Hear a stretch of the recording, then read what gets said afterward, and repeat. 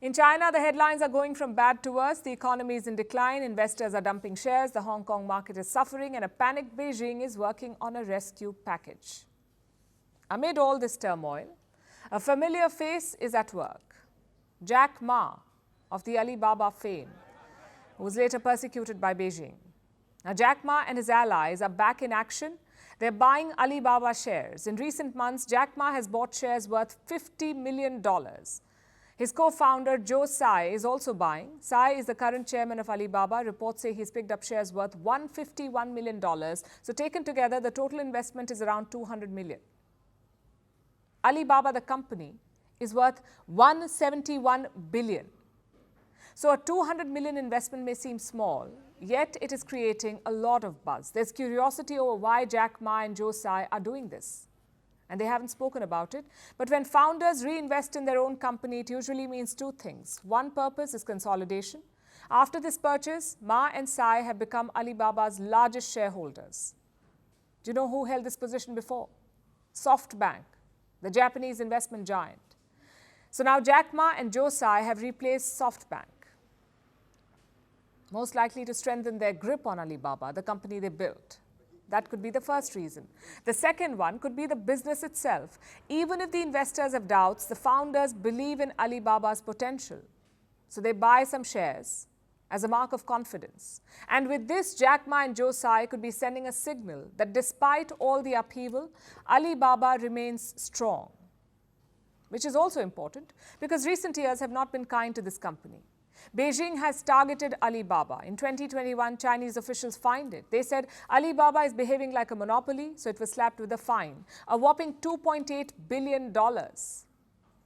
This was unprecedented. Never before had a company like Alibaba been hit with such a large fine, $2.8 billion. Beijing was targeting both the company and its founder, Jack Ma, the superstar CEO. The fine was in fact the second blow. The first was the targeting of the Ant Group, an affiliate of Alibaba, a financial services company.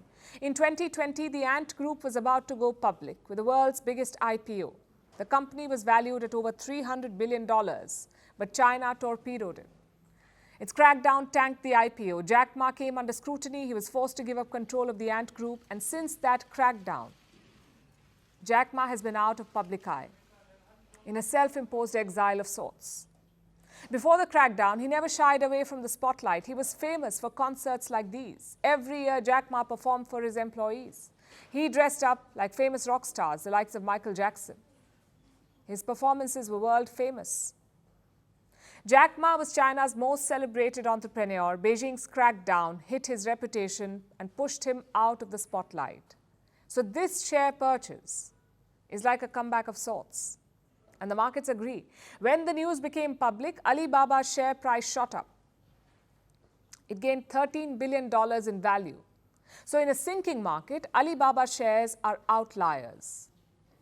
It's also a sign of confidence in Jack Ma. His name still carries weight. Though the same can't be said for China and its policymakers. Yesterday, news about a stimulus package broke. Beijing is planning a $278 billion fund to stabilize the markets. And this has been a long-standing demand of investors. They wanted direct intervention from Beijing. It may finally be happening, but will it be enough to win them back? We ask because investors are still skeptical. They believe this package is just temporary relief.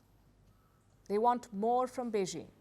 Everybody expected the government to help, to do something.